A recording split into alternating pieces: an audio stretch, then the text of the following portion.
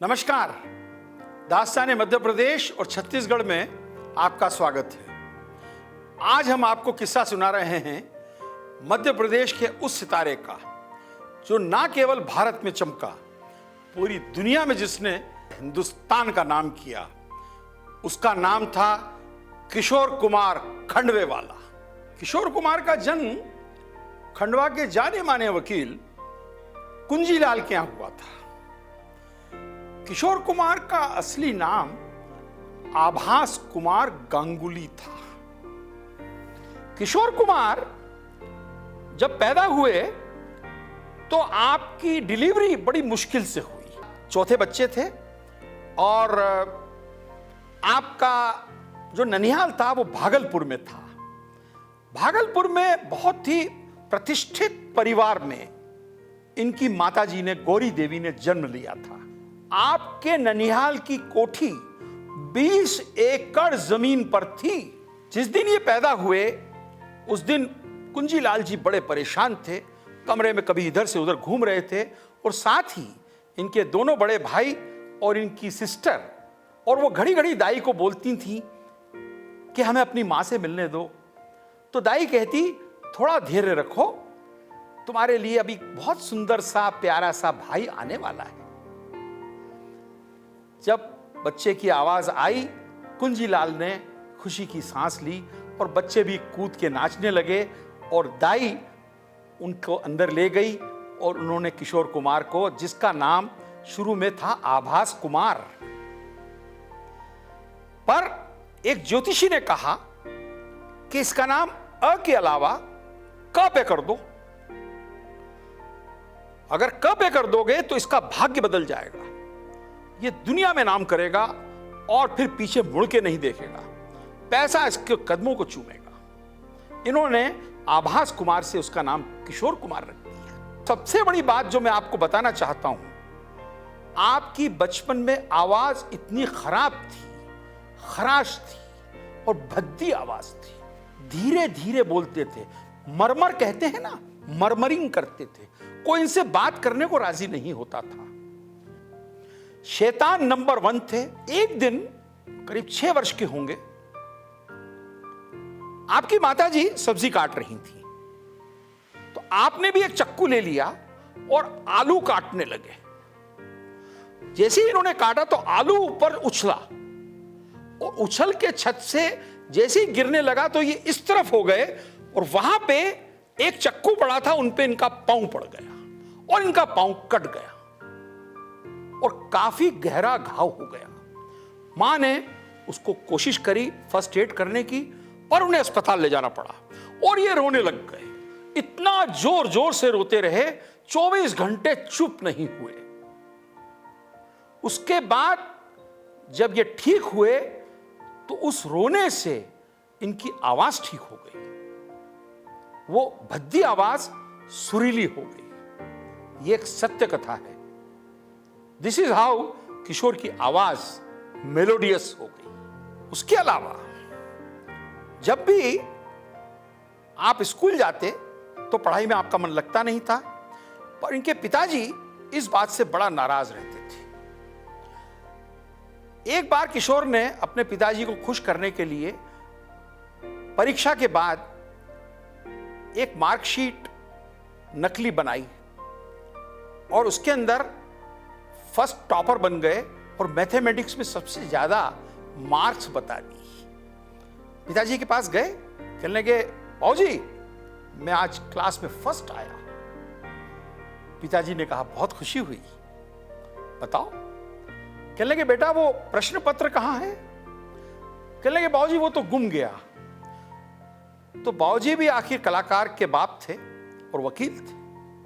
कुंजीलाल जी ने जेब से वो प्रश्न पत्र निकाला और कहा कि कोई बात नहीं, मेरे पास है ये, तुम इसका पहला प्रश्न जो है उसका उत्तर दे दो तो हम जान जाएंगे कि तुम फर्स्ट आए हो। किशोर कुमार को पसीने छूट गए, गणित का जवाब नहीं दे पाए।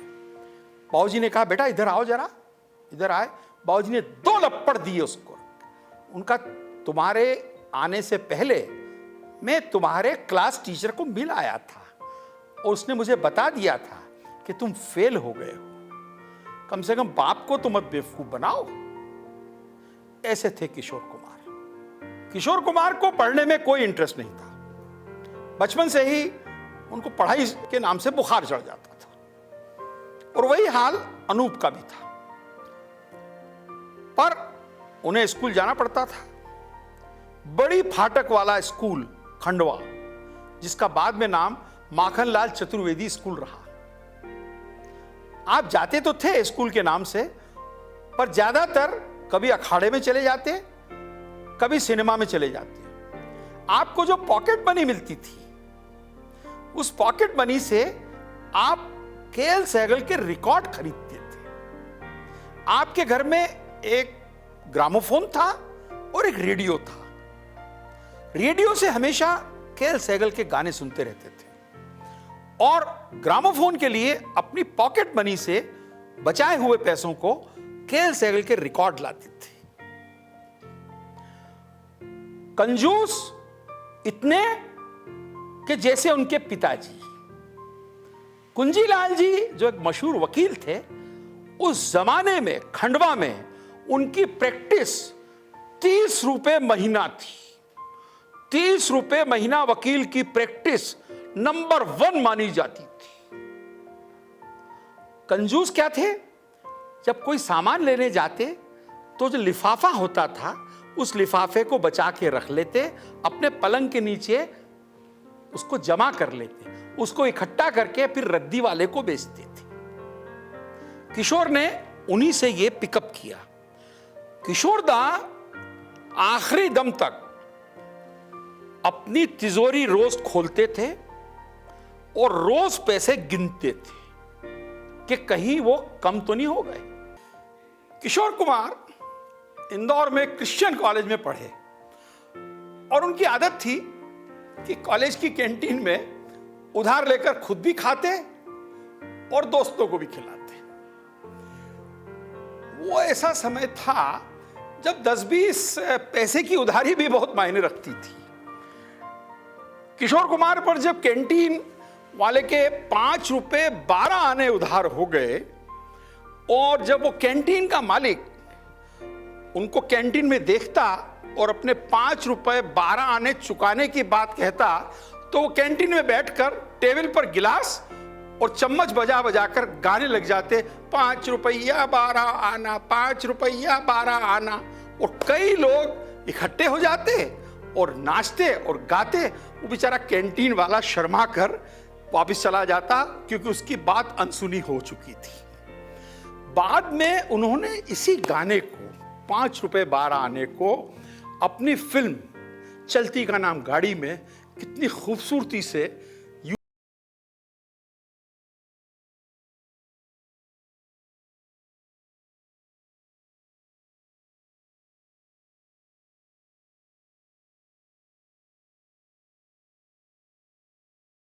किशोर कुमार को मिलाकर 4 भाई बहनों में वो चौथे नंबर पर थे।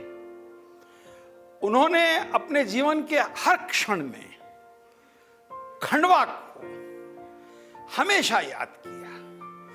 वे जब भी किसी समारोह में, सार्वजनिक मंच पर जाते थे, वे बोलते थे, मैं किशोर कुमार, खंडवे वाला। किशोर कुमार ने अपनी जन्मस्थली और अपनी मातृभूमि और अपने प्रदेश को जितनी इज्जत प्रदान की, वो शायद ही किसी और ने की होगी। ऐसा जज्बा आज तक बहुत कम लोगों में देखने को मिला है। किशोर कुमार की शुरुआत एक अभिनेता के रूप में फिल्म शिकारी 1946 से हुई। इस फिल्म में उनके बड़े भाई अशोक कुमार साहब ने प्रमुख भूमिका निभाई थी। उन्हें पहली बार गाने का मौका मिला 1948 में बनी फिल्म जिद्दी में, जिसमें उन्होंने देवानंद के लिए गाना गाया। तमन्ना कौन करे ये दुनिया हो या वो दुनिया, अब ख्वाहिश दुनिया कौन करे करे। किशोर कुमार के.एल. सहगल के जबरदस्त प्रशंसक थे, इसलिए उन्होंने यह गीत उन्हीं की शैली में गाया। जिद्दी की सफलता के बावजूद उन्हें ना कोई पहचान मिली और ना ही कोई खास काम मिल पाया। किशोर कुमार ने 4 बार शादी की। किशोर कुमार की पहली शादी रूमा देवी से हुई थी, लेकिन जल्दी ही शादी टूट गई और उसके बाद उन्होंने मधुबाला के साथ विवाह किया। इस दौर में दिलीप कुमार जैसे सफल और शोहरत की बुलंदियों पर अभिनेता जहां मधुबाला जैसी रूप सुंदरी का दिल नहीं जीत पाए, वहीं मधुबाला किशोर कुमार की दूसरी पत्नी बन गई। 1961 में बनी फिल्म झुमरू में दोनों एक साथ आए। यह फिल्म किशोर कुमार ने ही बनाई थी और उन्होंने खुद ही इसका निर्देशन किया था। इसके बाद दोनों ने 1962 में बनी फिल्म हाफ टिकट में एक साथ फिर काम किया, जिसमें किशोर कुमार ने यादगार कॉमेडी करके अपनी एक अलग छवि बना ली। 1969 में मधुबाला की मृत्यु के बाद 1976 में उन्होंने योगिता बाली से शादी की, पर इन दोनों का यह साथ मात्र कुछ महीनों का ही रहा। इसके बाद योगिता बाली ने, आपको बता दें, मिठुन चक्रवर्ती से शादी की। 1980 में किशोर कुमार ने चौथी शादी लीना चंद्रवरकर से की, जो उम्र में उनके बेटे अमित कुमार से 2 साल ही बड़ी थी। अब है वक्त ब्रेक का। ब्रेक के बाद हम इस झुमरू किशोर कुमार खंडवे वाला की कहानी फिर सुनाएंगे।